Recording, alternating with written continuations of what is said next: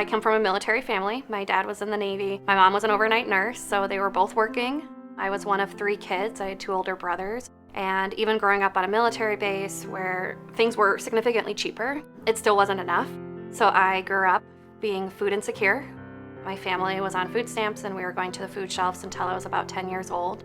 Some of the misperceptions that people have about those who use the services are that they're not working or that they weren't wise with their money. That's something that my mom would often hear. When the reality is you're choosing between a lot of basic needs and there's only so much to go around. For my mom especially, it was a really hard thing for her going into the hospital each day to work, knowing that these were community members and not wanting them to see her having to go to the food shelf. There was a lot of shame associated with it. It was a very small community. It was something that we would try to hide a lot. We would actually drive to a different neighborhood because the chances were we probably wouldn't see somebody we knew.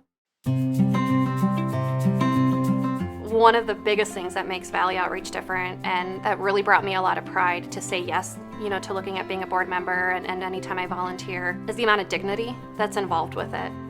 I remember it being kind of a gross feeling basement almost. The consistency that people have of being able to come through a place like Valley Outreach, being like any other grocery store, I think helps a lot in maintaining a sense of normalcy within a family. And same with Style Exchange, on the clothing side of it. Being able to go in there and try on clothes, pick out outfits. Instead, I was digging through bins, putting whatever we could that seemed like our size into a brown paper bag that was $1 at Goodwill on the days that it was, because that was the clothes you were gonna get. If as a kid when we were going through that experience I had access to this, it would have made a world of difference in the amount of shame that I carried. I work in nonprofits now, and there's this running joke that Minnesota's the land of 10,000 nonprofits. And there are some people that might hear that and go, that means that there's just too many people here needing services. What the reasoning is because that is the Midwestern spirit, is giving back. That's so ingrained in Minnesota. We are one of the most engaged communities, ones that give back the most, not just financially, but volunteering and the amount of hours.